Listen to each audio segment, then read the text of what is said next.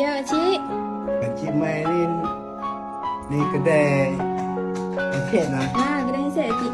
Bawa tu. Boleh tak pakcik nak tolak handset ni? Oh, Nak Pakcik pakai- bawa ni. Nak pakai duit. Oh, sat saya tengok handset apa, Cik? Phone ni aku. Boleh duduk ni? Boleh duk.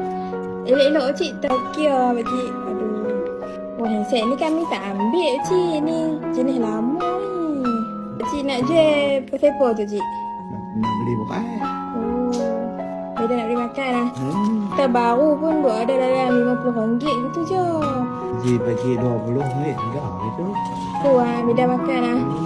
Tak apa sangat. Pakcik duduk mana, Pakcik? Kampung Kemban. Beman. Duduk dengan siapa ni? Main kata apa? Mai kawan metok tu dia balik ya. Oh, main tumpang orang lah. Tumpang. Saya nak kata, tak kenal Pakcik pasal handset ni handset lama. Tapi, tak apalah, niat nak tolong Pakcik lah tu. Handset ni Pakcik ambil balik.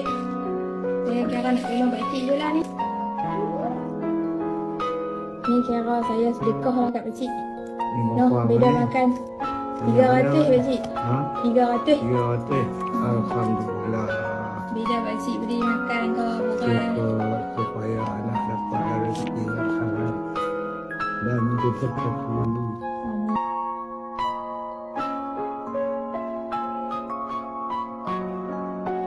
Terima kasih Pakcik.